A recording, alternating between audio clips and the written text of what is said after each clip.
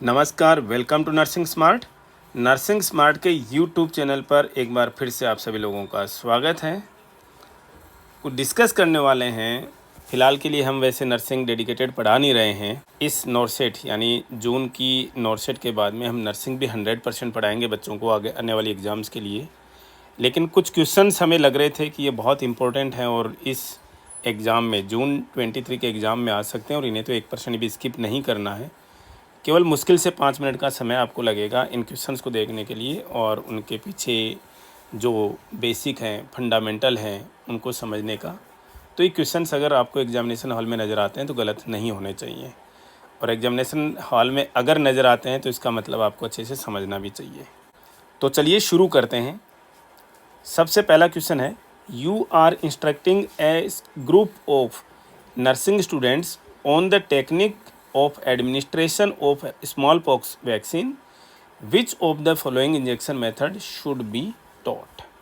यानी कि आप अपने नर्सिंग स्टूडेंट्स को या अपने सबऑर्डिनेट्स को या किसी को भी स्मॉल पॉक्स वैक्सीन जो है कैसे एडमिनिस्टर की जाती है इसकी टेक्निक समझा रहे हैं। इनमें से कौन सी टेक्निक आप जो है बच्चों को समझाएंगे।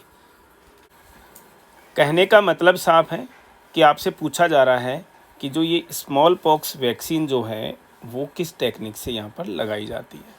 तो हम सिंपली इससे रिलेटेड कुछ और चीज़ें भी यहाँ पर डिस्कस करेंगे। अकेले यही नहीं कि हमने कौन सी मेथड से हम लगाते हैं, 3-4 चीज़ें नोट कीजिएगा। स्मॉल पॉक्स की जो वैक्सीन है वो दूसरी वैक्सीन जिस तरीके से हम लगाते हैं, जैसे शॉट देते हैं ना इंजेक्शन का, उस तरीके से ये नहीं लगाई जाती। सबसे पहली चीज़ तो ये दिमाग में आप रख लीजिएगा, स्मॉल पॉक्स की वैक्सीन अदर वैक्सीन्स की तरह से नहीं लगती है। इसके लिए क्या होता है, एक टू प्रोंग्ड यानी कि दो, ये जैसे कोई सुई है और यहाँ से आकर के इस तरीके से यहाँ पर 2 प्रोंग्स निकली हुई हैं, इस तरीके की नीडल जो है वो इसके लिए होती है। इसको आप और क्या बोल सकते हो, इसको आप बोल सकते हो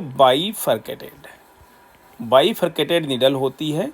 एक तो ये भी बहुत इंपॉर्टेंट क्वेश्चन यहाँ पर बन जाता है। बाईफरकेटेड नीडल जो है वो यहाँ के लिए काम में ली जाती है, 2 प्रोंग्ड या बाईफरकेटेड नीडल। ये वैक्सीन लगाई कहाँ जाती है, ये अपर आर्म के डेल्टॉयड रीजन में लगाई जाती है। डेल्टॉयड का नाम आ गया तो आप कभी भी ये मत समझ लेना कि मसल में लगाई जाती है, यानी आप क्या सोचोगे IM लगाई जाती होगी। जी नहीं, ऐसा नहीं है।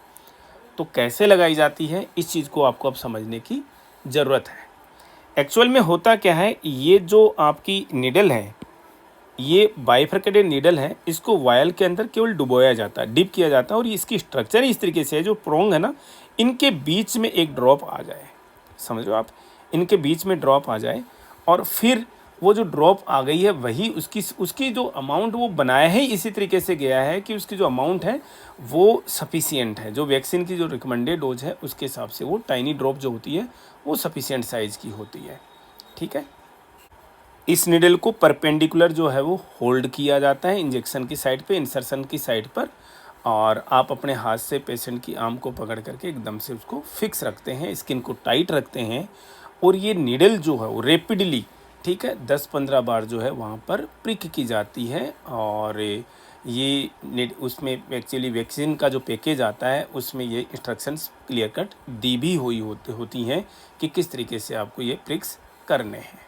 अब जो ये नीडल का जो प्रिक्स हैं वो 5 मिलीमीटर का जो एरिया है, 5 मिलीमीटर का एरिया मान लीजिए यहाँ लगाया, तो आपने ये 5 मिलीमीटर का जो एरिया है इसी के अंदर जो ये प्रिक्स किए जाते हैं।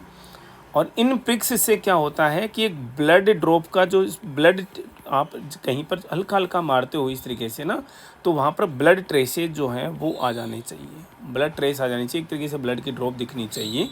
ठीक है, 10-20 सेकंड के अंदर ही आपने वो ड्रॉप जो है, ऑब्वियस सी बात है, जो ड्रॉप था वो वहाँ पर जो ब्लड के ट्रेसेज आ रहे हैं वहाँ पर ऑब्वियस सी बात आपने एक तरीके से स्क्रैच किया है इसको ना, साइड को आपने क्या किया है, स्क्रैच किया है, और वहाँ पर वो ऑटोमेटिकली जो अदर वैक्सीनेशन मेथड से या अदर शॉट्स की जो मेथड्स होती हैं उनमें जिस तरीके से मेडिसिन एब्जॉर्ब होती है वो उस स्क्रैच के थ्रू जो है वो एब्जॉर्ब होनी है।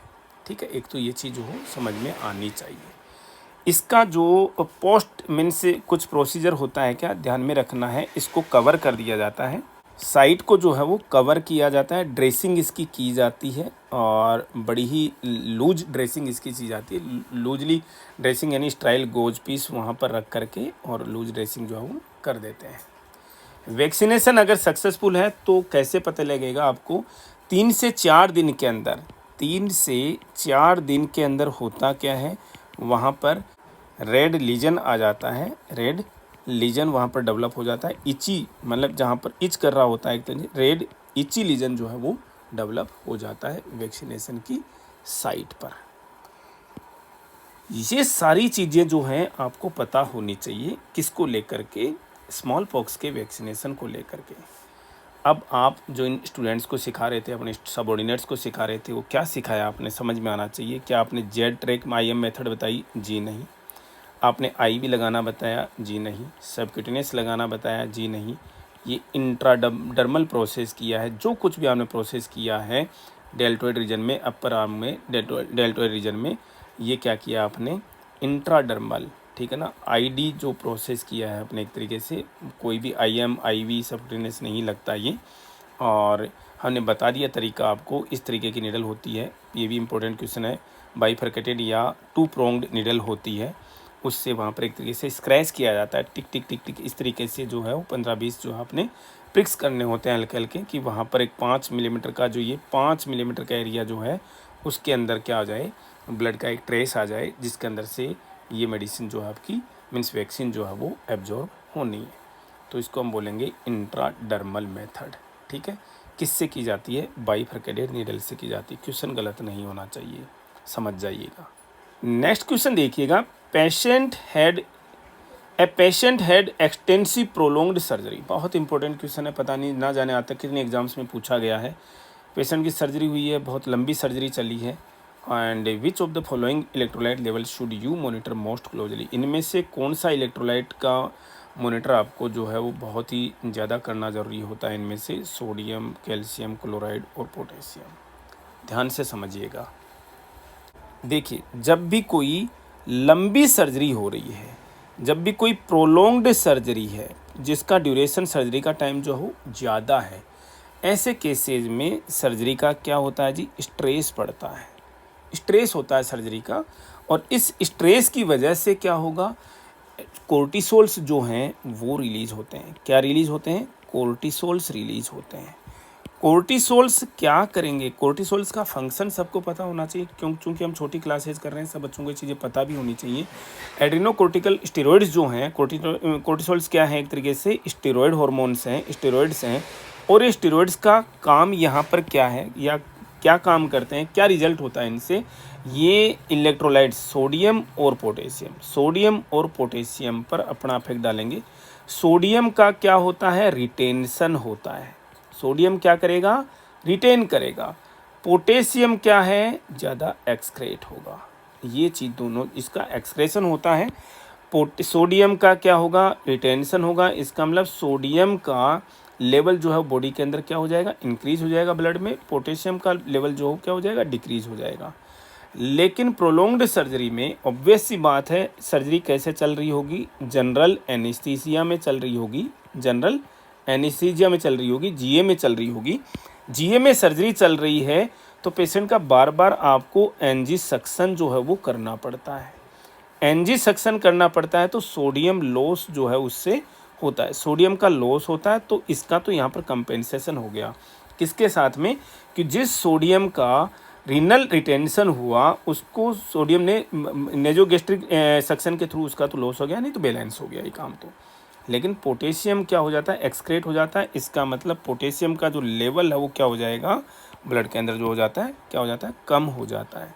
और यही आपसे पूछा गया है, यहाँ से कम ज़्यादा किसी का भी नहीं पूछा गया। आप दो चीज़ों पर यहाँ पर देखोगे यार, सोडियम जो हो बढ़ जाता है, पोटेशियम जो हो क्या हो जाता है? कम हो जाता है। लेकिन बढ़े हुए इस सोडियम को तो क्या किया जाएगा? जिसको रिटेन कर रहा है, किसकी वजह से? स्टेरॉयड हार्मोन्स की सिक्रेशन की वजह से सोडियम जो है वो रिटेन रह रहा है। किडनी जो इसको रिटेन कर ले रही है वो उतने उसके कंपेंसेट कैसे हो जा रहा है? NG सक्शन से। NG सक्शन से वो क्या हो जा रहा है? कंपेंसेट हो जा रहा है, लॉस हो जा रहा है।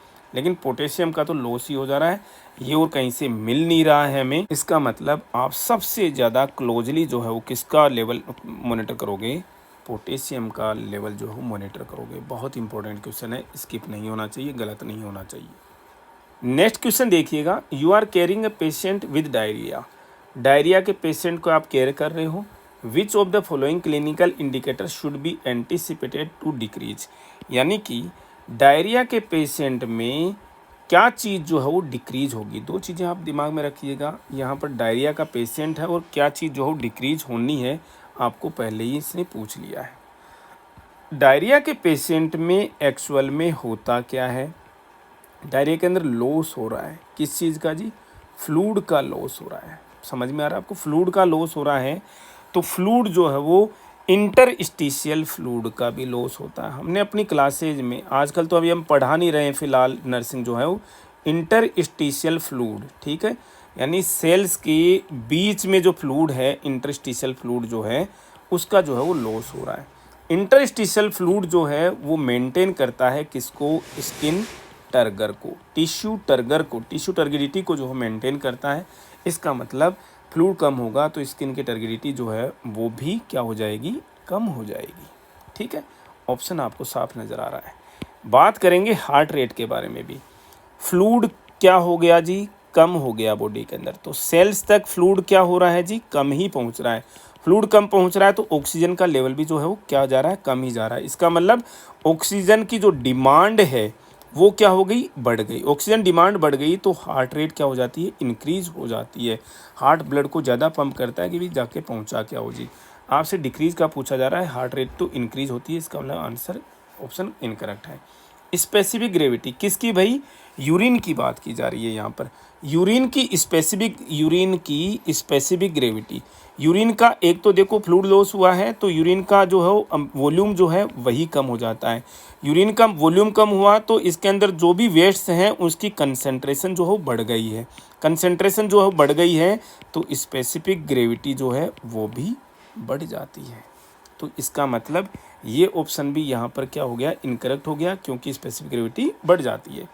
बॉडी टेम्परेचर, डायरिया के रिस्पॉन्स में बॉडी का टेम्परेचर भी जो हो बढ़ जाता है। ठीक है, और इसका मतलब यहाँ पर जो करेक्ट ऑप्शन है वो क्या है, स्किन टर्गर है, जो कि कम हो जाता है बिकॉज ऑफ लैक ऑफ यानी लॉस ऑफ इंटरस्टिशियल फ्लूइड।